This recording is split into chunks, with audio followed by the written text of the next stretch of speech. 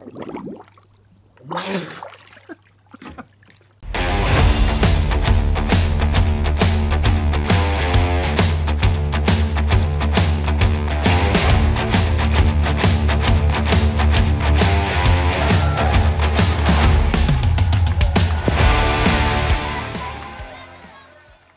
och välkomna tillbaks till ett nytt avsnitt. Jag sitter här i poolen, 27 grader i vattnet och 27 grader i skuggan. Idag tänkte jag prata lite företagande. Ja, som jag tidigare berättade så har jag ju drivit en mekanisk verkstad i ganska många år. Och jobbar väl där i 23 år, nästan 25 år. Men sen slutade jag och har inte gjort speciellt mycket de senaste 6-7 åren.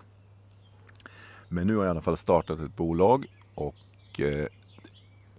jag vet inte riktigt var det kommer ta vägen. Men den första grejen som vi ska göra är att släppa Peter Wahlbecks självbiografi. Och det ser jag fram emot. Jag sitter med möte idag och det ska bli riktigt kul att se vart det tar vägen.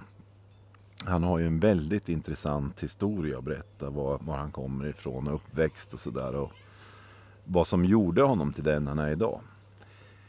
För min del är det ju likadant så här. När jag växte upp så var det ju, mina föräldrar hade ganska hårda krav på mig, framförallt min far, att jag liksom skulle plugga och läsa teknik och så här och hamna rätt där. Men jag gick ju det som heter verkstadsteknisk, heter det då. Det var ju 2-årig linje. Sen började jag svetsa och var svarva och sådär. Och sen så gick jag den vägen. Och sen var jag till och med både vd och produktionschef var jag också där. Och det var ju spännande tid. Och man har ju lärt sig otroligt mycket. Men nu då att starta ett bolag igen så här känns ju som att just att börja anställa folk, så dit kommer jag nog inte komma. Utan det blir nog mer hålla ordning på min egna tid.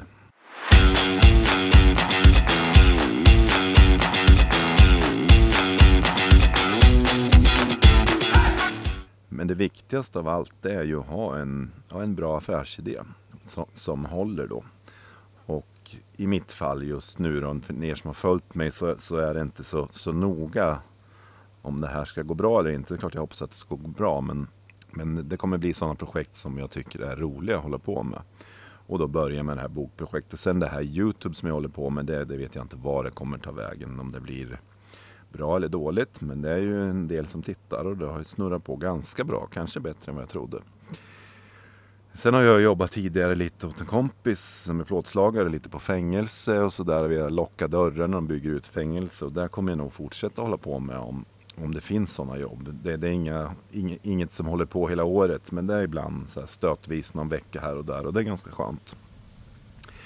Men sitter du i de tankarna och startar företag, så som sagt, har man en affärsidé och vet att marknaden finns, så tycker jag absolut att man ska göra det. Sen är det lite risk och man behöver ha kanske ett litet kapital innan man gör det här, så kan jag tycka.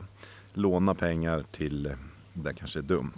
Jag och en kompis, vi startade ett resebolag strax innan corona.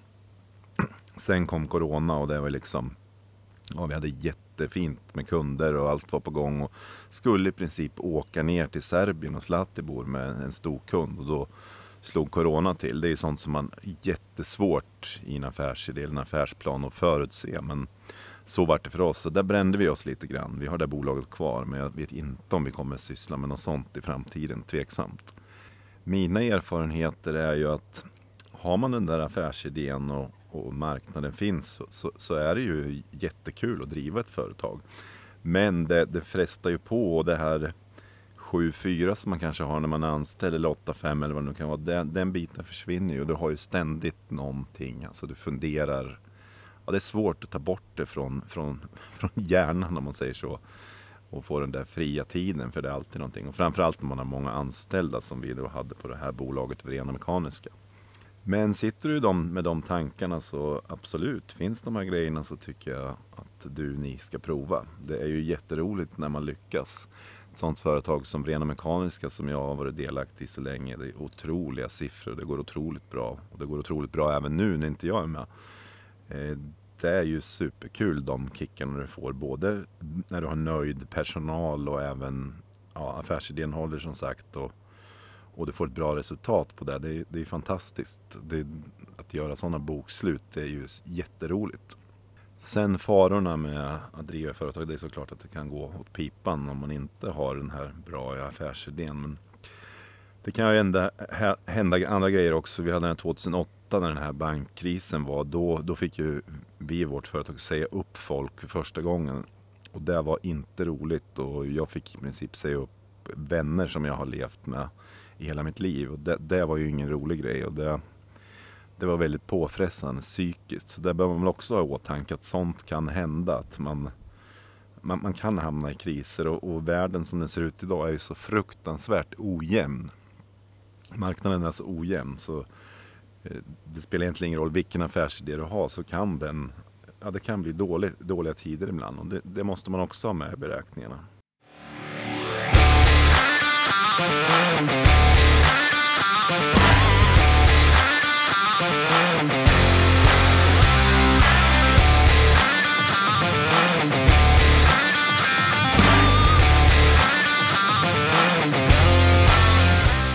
Men kör, ni som funderar, våga prova. Det kommer säkert bli jättebra. Och det är roligt, även om det kräver mycket arbete. Men nu mitt nya bolag då, som sagt, det här med YouTube. Och det är ju bara en sidospår. Sen kommer jag hålla på med sådana projekt som det här bokprojektet då, som jag ser väldigt mycket fram emot. Så får vi se här vad framtiden utvisar.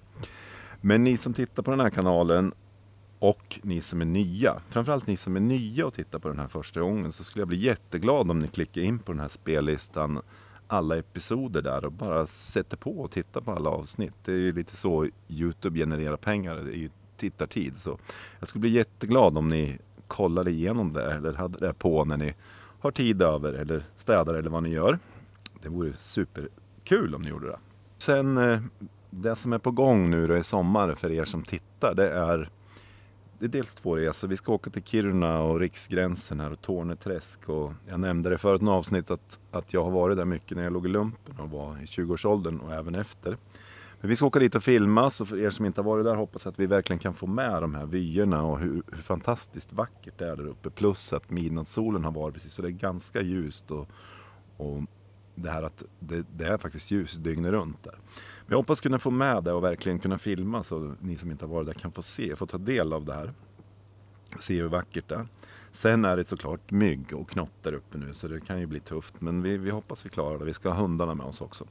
Det kommer 1 eller 2 avsnitt handla om. Sen ska vi åka till Serbien och vara med på den här Drina Regatta som jag också har nämnt förut. Men det ska bli väldigt roligt att kunna filma det, så får vi se hur det blir med vatten och sådär och kameror. Men vi ska försöka få till en riktigt bra film där.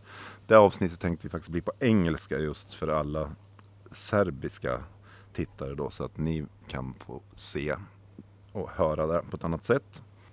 Sen är ju så här, jag ser ungefär vilka avsnitt som har varit populärast. Det är ju köpa ny bil och åka och springa maraton. Det är klart att det var det som var main fokus.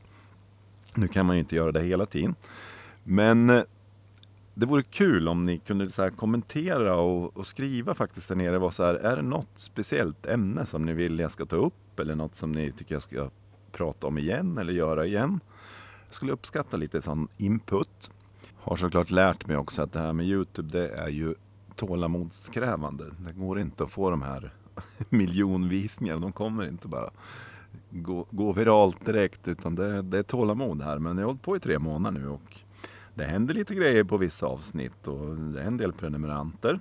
Ja, det har varit lite blandat idag, men företagande var grejen. Och som sagt, nu har jag ett bolag och konsulta och sånt. Om det är någon som behöver hjälp så gör jag jättegärna det. Som sagt, jag jobbar både med ledarskap på verkstadsindustrin och lite annat i 22-23 års tid. Så jag har ganska mycket erfarenhet. Och jag är väldigt öppen för förslag om någon behöver hjälp eller någonting sånt med starta ett företag. Det är bara slå med en signal eller kommentera här, så är jag absolut på att hjälpa till och diskutera om det är någon som behöver råd och tips. Men som vanligt, droppa en kommentar och tryck en like om ni gillar, och ni får absolut prenumerera. Tack för er tid och glöm inte att kolla på de andra avsnitten om ni inte har tittat på dem. Ha en fortsatt skön semester. Nu tänkte jag faktiskt hoppa ner här i poolen. Hej då!